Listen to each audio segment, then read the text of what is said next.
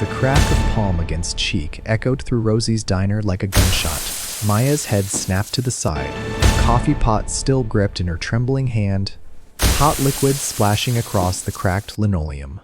The burn on her cheek, both from the slap and the humiliation, spread like wildfire across her face as 20 pairs of eyes turned toward her. "You clumsy bitch." Derek Holloway stood over her, his expensive suit somehow making him look cheaper. His date, some blonde half his age, giggled nervously into her martini. "Do you have any idea what this shirt costs? More than you make in a month, I guarantee it." Maya's vision blurred, not from tears. She'd stopped crying over men like Derek years ago, but from the familiar fog of rage and helplessness that descended whenever someone reminded her exactly where she stood in the world's pecking order. What she didn't see was the man in the corner booth slowly setting down his burger. What Derek didn't know was that he'd just made the last mistake of his comfortable, entitled life. The leather cut creaked as Cole's Reaper Morrison rose to his full 6'4" frame, the Hell's Angel's death head patch on his back catching the fluorescent light. His brothers, 3 of them scattered throughout the diner, shifted in their seats, hands moving instinctively toward their waists. But Reaper raised one tattooed hand. A silent command, "I've got this."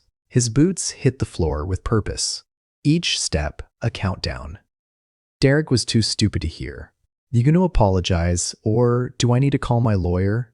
Derek was still sneering at Maya, who'd crouched to pick up the shattered coffee pot when a shadow fell across his table. "Nah."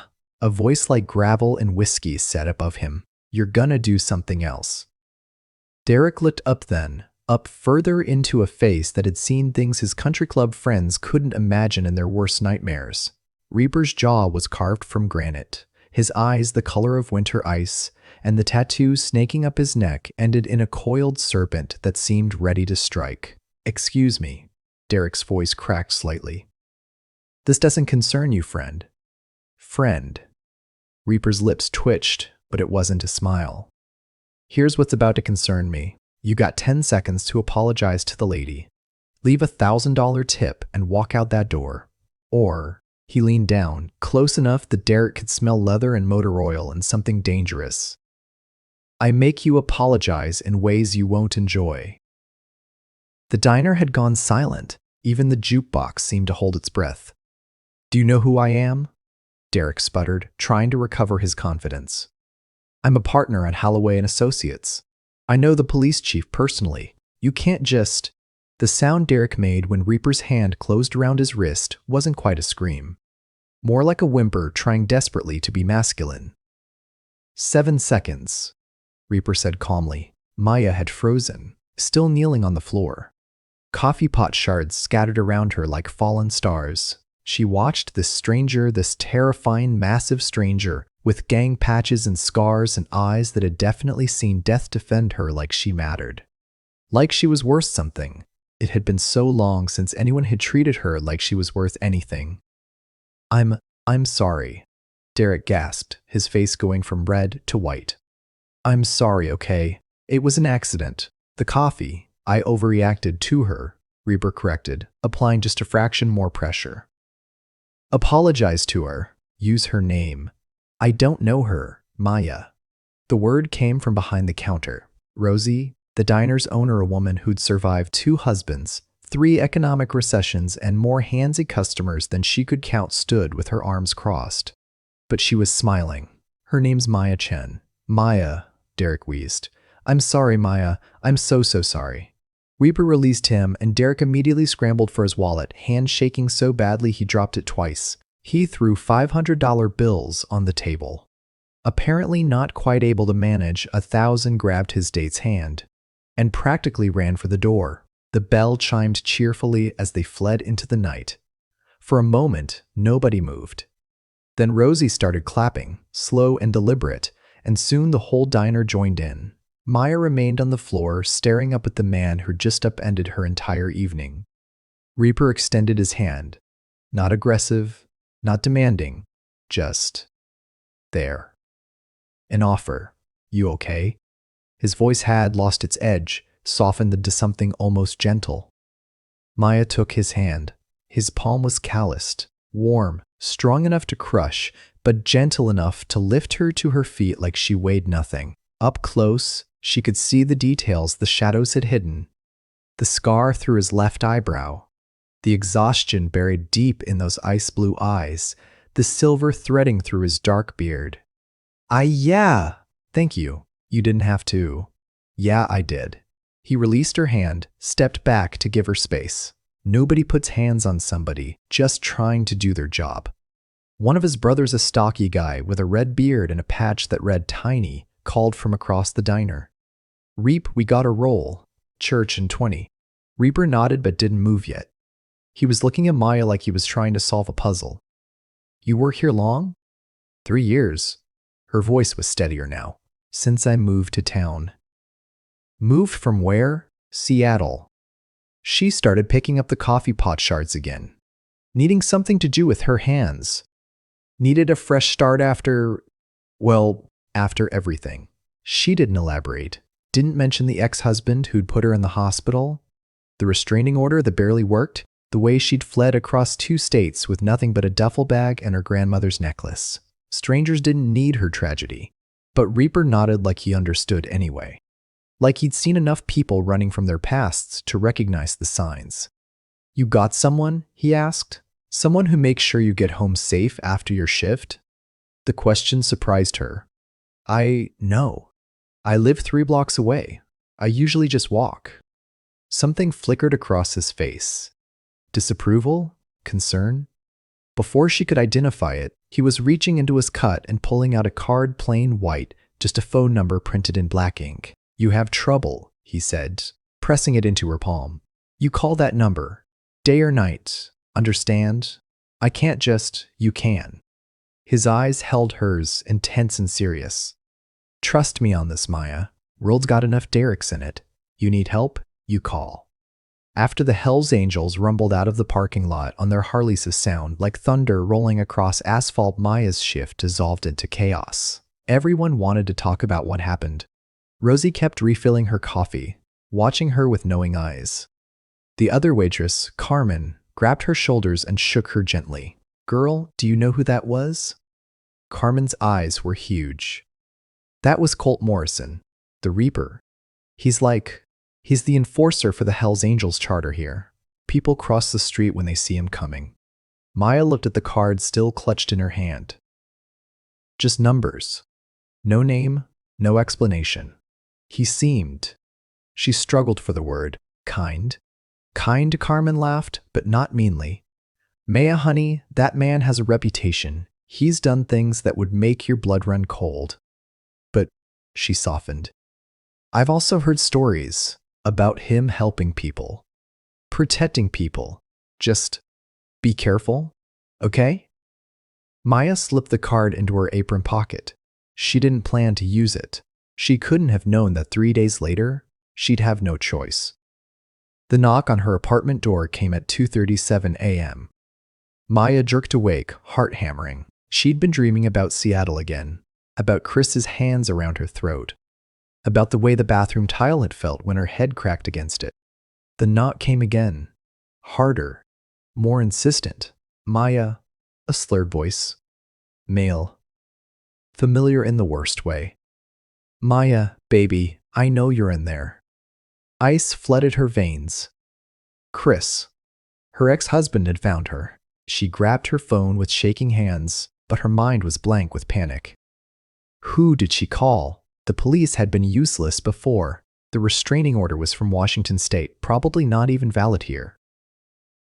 She had no family, no close friends, no her fingers found the card in her wallet. She stared at it for 3 seconds that felt like hours. Then she dialed. He answered on the first ring. Yeah. Reaper? Her voice came out as a whisper. It's Maya. From the diner. I'm sorry, I know it's late, but you said, where are you? All business now. Alert. She heard movement in the background, the jingle of keys. My apartment. 2B at the Riverside Complex on Oak Street. My ex-husband, he found me. He's outside my door. The restraining order. It's not, I don't know what to lock yourself in the bathroom. Don't open the door for anyone but me. I'm 10 minutes out. But 10 minutes, Maya. Hold on. You don't miss what happens when he arrives. Trust me, you do not want to miss the next part. All right, let's get back to it. Maya sat in her bathtub, fully clothed, hugging her knees. Through the bathroom door, she could hear Chris outside her apartment, alternating between sweet talking and threatening.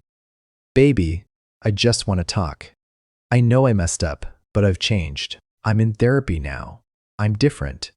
Then, when she didn't respond, you stupid bitch, you can't hide from me forever. I'm your husband, ex-husband, she whispered to the empty bathroom, even though he couldn't hear her. She'd been so careful. New town, new job, new name on the lease, well, her middle name Chen, instead of her married name. She'd deleted social media, paid cash for everything, told no one where she'd gone. But Chris had always been resourceful, obsessive. That's what the therapist had called it during their one attempt at couples counseling. Obsessive love disorder. Like that made it better. Like putting a clinical name on his need to control her every breath somehow excused it. 8 minutes had passed, then 9. The pounding on her apartment door intensified. Maya, open this goddamn door, or I swear to God. The sound of a motorcycle cut through the night like a blade. Then another, and another. Chris's voice faltered. What? The heavy footsteps on the stairs. Multiple sets. The kind of footsteps that made the whole building feel like it was shifting. You Chris Henderson? Reaper's voice carried through both doors, calm as Sunday morning. Who the hell are you? This is between me and my wife, ex-wife. And I'm the guy who's going to give you 2 choices. A pause. Choice 1, you leave. Right now. You never come back to this town. You never contact Maya again. You pretend she doesn't exist. You can't tell me choice 2, Reaper continued. Like Chris hadn't spoken. Involves me making sure you spend the next 6 months learning to eat through a straw. Your call, tough guy. Maya had crept to the bathroom door, pressing her ear against it. She could hear Chris's breathing, ragged and angry, but also afraid. She's my wife, Chris tried again. But the bravado was crumbling. You got no right. See, that's where you're wrong. Reaper's voice dropped lower, more dangerous. You put your hands on her. Beat her so bad she ran across 2 states. That gives me every right in the world. Silence. Then, how do you? Saw the scars on her wrists when she reached for that coffee pot. Saw the way she flinched when that suit got close to her. Recognized the look in her eyes, same one my sister had before her husband put her in the ground. A pause, heavy with meaning. So yeah, Chris, I know exactly what you are. Question is, you gonna walk away or get carried away? Maya's hand flew to her mouth. His sister. God, his sister. More sounds from the hallway. Chris's voice, smaller now. I'm leaving. I'm going. Just don't hurt me, man. I'm going. Tiny Reaper called. Make sure our friend finds his car and the county line, in that order. You got it, Reap. Footsteps retreating. An engine starting. Taillights fading. Then a gentle knock on Maya's apartment door. Maya? It's Reaper. He's gone. You can come out now. She unlocked the bathroom first, then crossed her tiny studio apartment on shaking legs. Through the peephole, she could see him standing there, looking somehow larger in her narrow hallway. Behind him, 2 other bikers stood guard at the stairwell.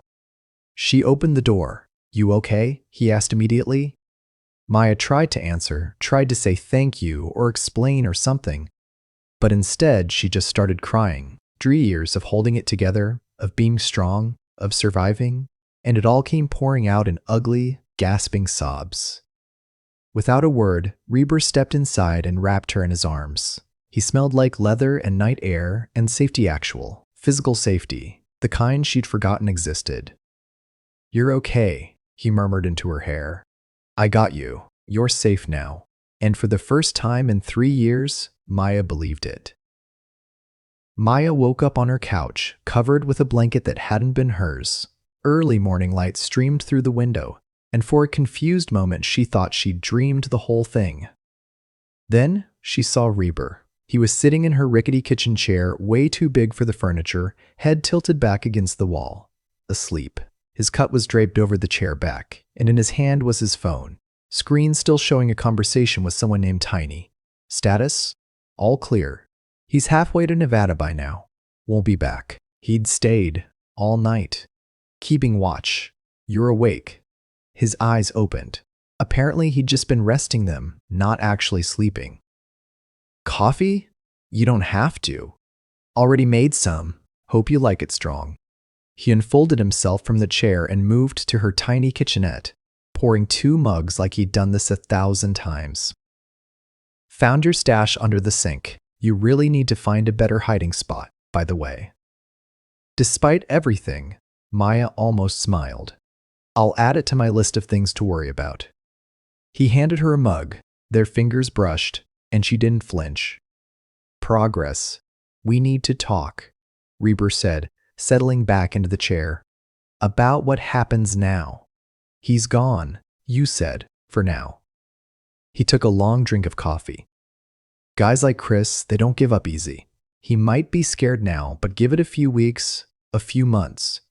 He'll convince himself you're worth the risk, or he'll hire someone who doesn't scare as easy as he does. The hope that had been building in Maya's chest crumbled. So I have to run again. No. Reber's voice was firm. You're done running, but you need protection, real protection. I can't afford a bodyguard. I barely make rent, not talking about hired help. He leaned forward, elbows on his knees, meeting her eyes. I'm talking about the club. Maya blinked. The Hells Angels? We look after our own. We look after people who matter to our own. And Maya. He paused, choosing his words carefully. You matter. You don't even know me. I know enough. He gestured to the apartment, spare and clean, but obviously cheap. I know you work 2 jobs. Saw the scrubs in your laundry basket, so you're picking up healthcare shifts somewhere. I know you're trying to make an honest living in a world that hasn't been particularly honest with you. I know you're brave as hell for calling me instead of freezing up. His eyes softened, and I know when someone needs help. Why? Maya whispered. Why do you care? The question hung between them like smoke. Reber was quiet for a long moment, staring into his coffee like it held answers. When he finally spoke, his voice was rough with old pain. My sister's name was Jenny. Sweet kid, big heart, terrible taste in men. He swallowed hard. She married a guy who seemed normal at first. Charming, even. By the time we realized what he was doing to her, she was too scared to leave. Said she loved him. Said he'd change. Reaper. Found her in their bathroom. He'd beaten her to death and called it an accident. Slipped in the shower. His jaw clenched. I was deployed overseas. Couldn't get back in time. Couldn't protect her. Maya's heart shattered. I am so sorry. Me too. He looked up at her, and she saw the guilt he carried, the weight of it. So when I see someone like you, someone fighting to survive despite everything, yeah, I care, because maybe I can't save Jenny, but I can sure as hell make sure no one else ends up like her. The sun was fully up now, painting her apartment in gold. Maya set down her coffee mug and did something that surprised both of them. She reached across and took Reaper's hand. Okay, she said, tell me what I need to do. The Hells Angels clubhouse sat on the outskirts of town, a fortress of corrugated metal and brick that had probably started life as a warehouse. Now it was equal parts motorcycle shop, bar, and headquarters for the most feared organization in 3 counties. Maya clutched the passenger seat of Reaper's truck as they pulled into the compound. Bikes lined the lot, dozens of them, chrome gleaming in the afternoon sun. Men in cuts lounged on the porch, watching their approach with expressions that ranged from curious to hostile. They're not gonna like this, Maya said quietly. Reaper killed the engine. They'll deal with it. Reaper, I can't just, Maya. He turned to face her, and his expression was gentle but firm. You called me for help. I'm helping. That means bringing you under the club's protection officially, which means meeting the president and getting you set up proper. You trust me? Did she? She'd known this man for less than a week. He was a criminal, probably violent, definitely dangerous. Everything she'd been taught to avoid. But he'd also saved her. Twice. And when he'd held her last night while she cried, she'd felt safer than she had in years. Yeah, she said finally. I trust you. His answering smile was small but genuine. Then let's go meet the family. The clubhouse interior was exactly what Maya expected, and nothing like it at the same time. Yes, there was a bar, pool tables, and motorcycle parts scattered across workbenches. But there were also photos on the walls, candid shots of club members at charity rides, food drives, toy runs for kids at Christmas. A bookshelf in the corner held everything from motorcycle manuals to worn paperback thrillers. Someone had hung curtains on the windows. It was lived in. Loved. A home. Reaper, a massive man with a gray beard and more tattoos than bare skin, stood from a poker table. About damn time we got. He stopped, seeing Maya. Who's this? Prez, this is Maya Chen, the waitress from Rosie's. Reaper's hand settled on the small of her back, protective. Maya, this is Axel Hammer Thompson, club president. Hammer's eyes narrowed, but not unkindly. He was evaluating her, she realized, the way a mechanic might evaluate an engine, looking for weak points and strengths. The one that suit slapped, Hammer said finally. Heard about that. Also heard about the ex-husband problem. Word travels fast, Maya managed. In this world, always does. Hammer crossed his arms. So what exactly are we doing here, Reaper? This a charity case or something more? Protection detail, Reaper said evenly. Her ex is dangerous. Escalating. She needs cover until we can handle the situation permanently. Handle it how? Legal first. I got Tiny's cousin, the lawyer, drafting a new restraining order. Got another brother running background on Henderson, seeing if he's got any outstanding warrants. But in the meantime, she needs eyes on her. A woman emerged from what looked like an office late 40s, sharp-eyed, wearing a cut that marked her as property of Hammer. She looked Maya up and down, then smiled. I'm Stella, she said, extending her hand. And these idiots will argue for hours if we let them. How about I show you around while they posture? Maya liked her immediately. Over the next week, Maya's life transformed in ways she couldn't have predicted. The club didn't just protect her, they absorbed her. Stella took her shopping for groceries when Maya's old car finally died, refusing to let her pay for gas. Tiny showed up at the diner every night to walk her home, regaling her with increasingly ridiculous stories about club runs gone wrong. Even Hammer, gruff and intimidating, made sure she had his number, in case the young guys screw up. But it was Reaper who was always there. He'd show up at the diner during her lunch shift, sitting in the corner booth like a guardian gargoyle. He taught her basic self-defense in the clubhouse gym. Patient when she fumbled, encouraging when she got it right. He fixed the leak in her apartment sink without being asked, and replaced her deadbolt with something that could withstand a battering ram. You don't have to do all this, Maya told him one evening as they sat on the clubhouse porch, watching the sunset paint the sky in shades of orange and purple.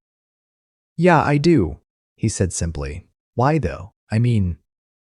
She struggled for words. I get the protection thing, but this feels like more.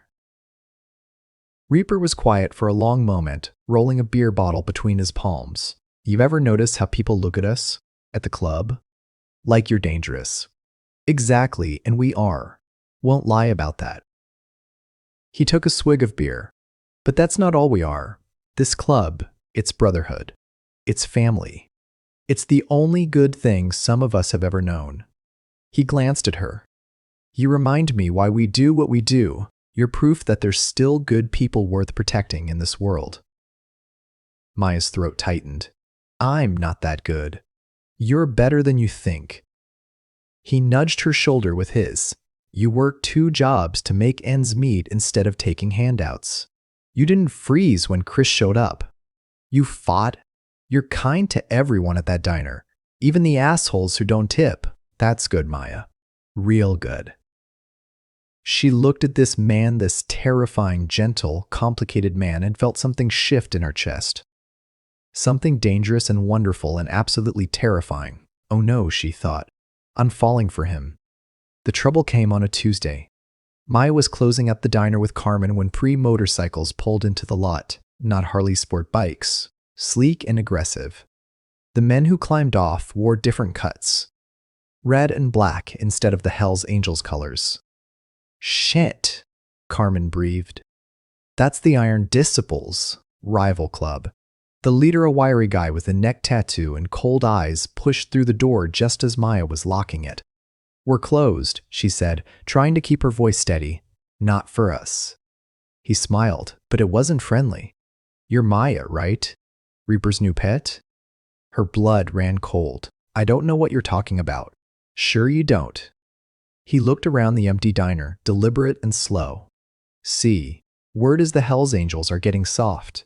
Protecting civilians. Playing hero. He stepped closer. We don't like it when our rivals get distracted. Bad for business. Carmen had her phone out. Maya could see from the corner of her eye. Texting someone. Hopefully Reaper. Hopefully anyone. I'm nobody, Maya said. I'm just a waitress. Nah. The guy reached out, grabbed a handful of her hair. Your leverage. What happened next was instinct and training combined. Reaper had taught her this. When someone grabs your hair, you don't pull away. You move toward them, throw them off balance, then strike. Maya's palm connected with the guy's nose with a satisfying crunch. He staggered back, blood pouring, and his friends moved forward. But the roar of Harleys outside stopped them cold. The Hells Angels didn't just arrive. They descended like a storm. Reaper came through the door first, and the look on his face made the disciples take a step back. Behind him were Tiny, Hammer, and at least a dozen other brothers, all looking ready for war. You got 3 seconds to explain why you're touching her, Reaper said, his voice deadly calm. This is neutral territory, the bleeding leader tried. You can't? Rosie's ain't neutral anymore. Hammer stepped forward. As of now, this diner is under our protection. Anyone messes with it, messes with us. The standoff lasted for what felt like hours, but was probably only seconds. Then the disciples' leader spat blood on the floor, glared at Maya, and jerked his head toward the door. This ain't over, he said. Yeah, Reaper replied. It is. After the disciples peeled out of the lot, Reaper turned to Maya. His hands were gentle as he checked her over, looking for injuries, but his eyes were still hard with rage. You okay? Did he hurt you? I'm fine. She laughed, shaky and breathless. I broke his nose. Like you taught me. Pride flickered across his face. Damn right you did. Then, softer. But Maya, this is exactly what I was worried about. They know about you now. They'll use you to get to us. Then what do we do? Hammer answered, his voice heavy with significance. We vote her in. Maya blinked. Vote me in? Into what? The club doesn't take old ladies official unless we vote, Stella explained, appearing at Hammer's side. But we can vote you in under protection.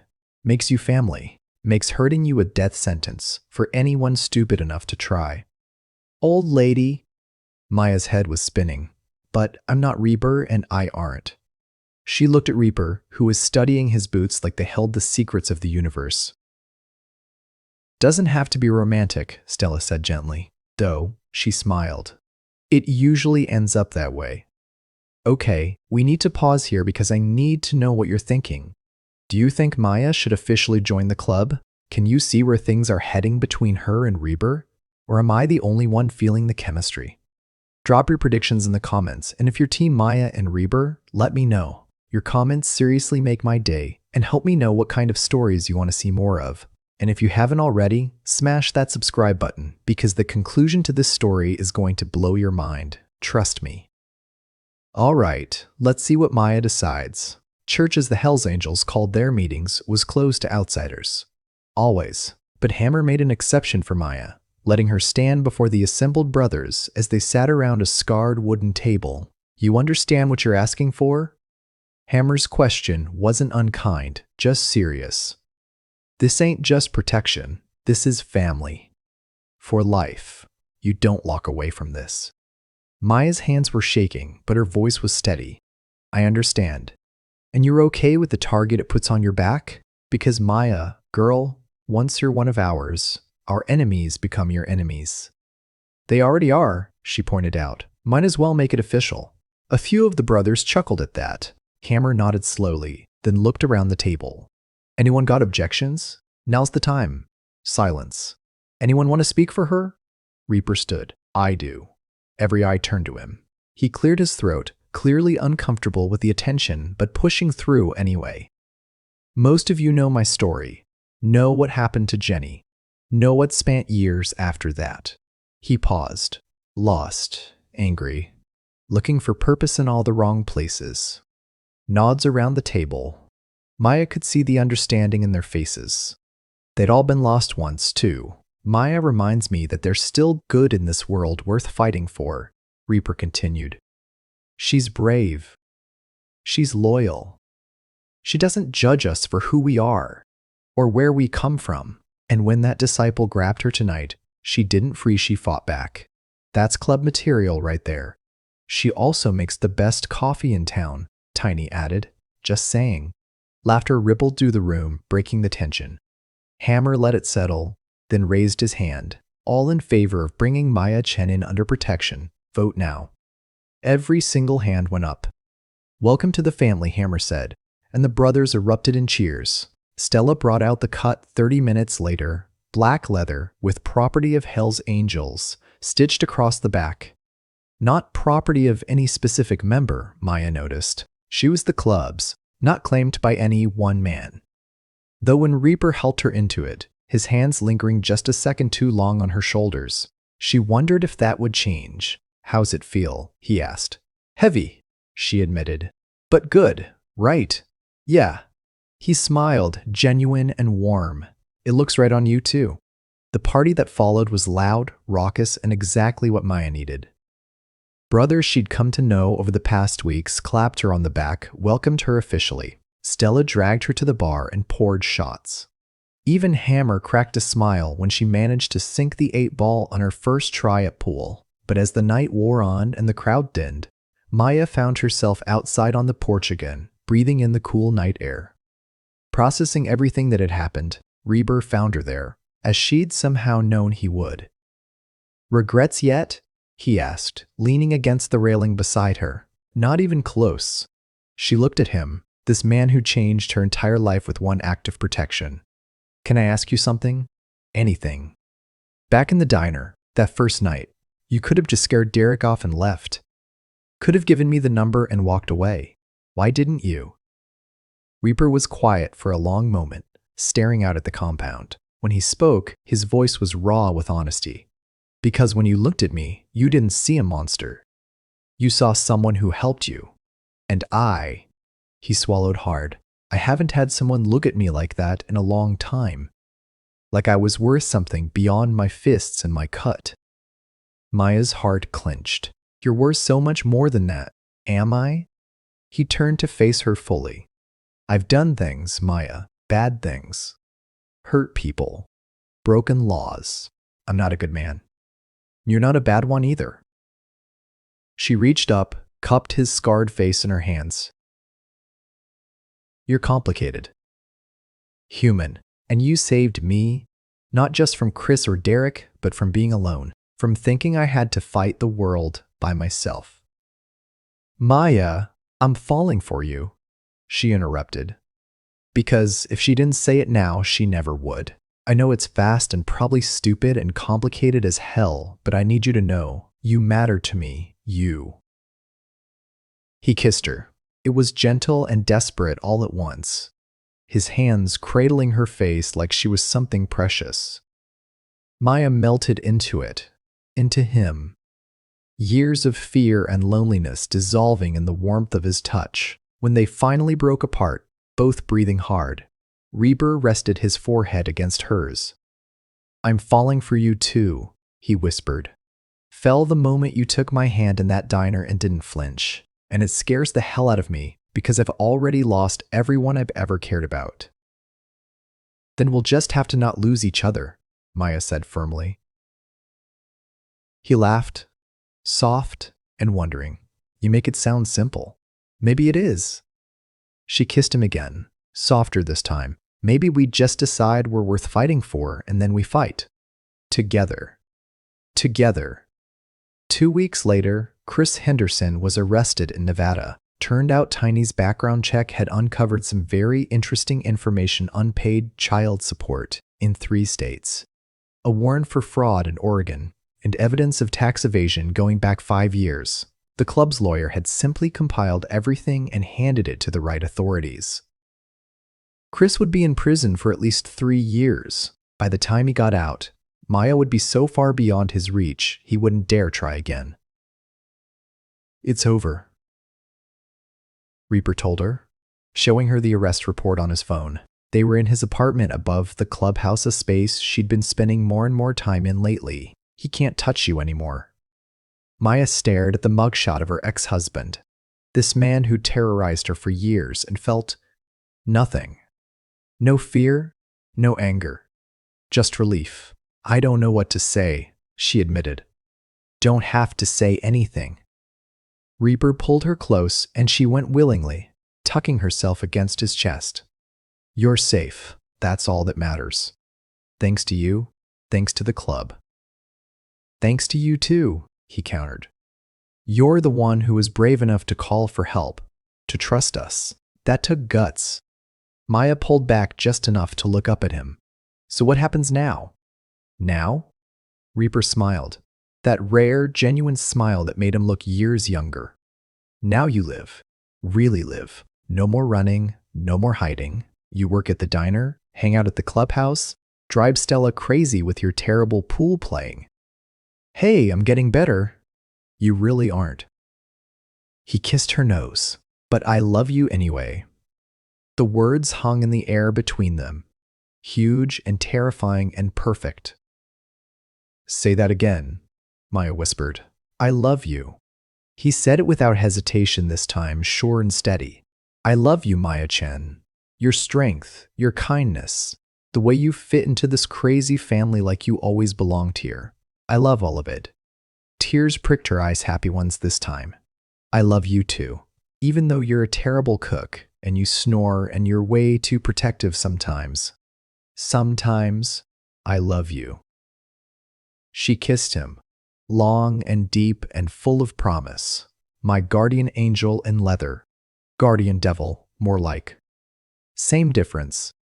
6 months later, Maya stood behind the bar at the Hells Angels clubhouse, pouring drinks during the annual summer barbecue. Rosie had promoted her to manager at the diner, which meant better pay and actual weekends off. She'd moved into Reaper's apartment officially, though half her clothes still lived in boxes because they kept getting distracted during unpacking.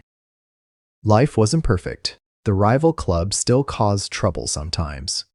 Money was tight, and learning to navigate the complicated politics of the Hells Angels world had been a steep learning curve. But she was happy. Genuinely, deeply happy. You good? Reaper appeared at her elbow, sliding an arm around her waist. Better than good. She leaned into him, watching the scene before them. Tiny attempting to flip burgers while drunk. Stella arguing with Hammer about motorcycle parts. Prospects running around trying to keep the peace. Her family. Her people. Yeah? He kissed her temple. Even with this chaos. Especially with this chaos. She turned in his arms, smiling up at him. You know what the best part is? What? I'm not running anymore. I'm not hiding. I'm just here, living. And it's all because some grumpy biker decided I was worth protecting. You've always been worth protecting, Reaper said seriously. I just helped you see it. We helped each other see it, Maya corrected. You saved me, Colt, but I think maybe I saved you a little too. His expression softened, the hard edges she'd first seen in the diner all those months ago completely gone when he looked at her. More than a little, sweetheart. More than a little. Across the compound, Hammer raised his beer bottle. To family, he shouted. To family, the brothers chorused back. Reaper and Maya echoed it, their voices joining the chorus. Because that's what they were now, family. Not by blood, but by choice. And maybe that was even better. As the sun set on the compound, painting everything in shades of gold and amber, Maya thought about how far she'd come, from a terrified woman fleeing across state lines to someone surrounded by love and protection and purpose. All because she'd been brave enough to accept help from a stranger. All because that stranger had been brave enough to care. Sometimes salvation came from the most unexpected places.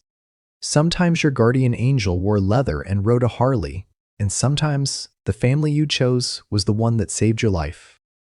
So there you have it, Maya and Reaper's story. From a slap in a diner to finding family, love, and safety in the most unexpected place. I need to know, what part of this story touched your heart the most? Was it when Reaper first stood up for Maya? The moment they admitted their feelings? The Clubhouse family accepting her as one of their own? Drop a comment and let me know.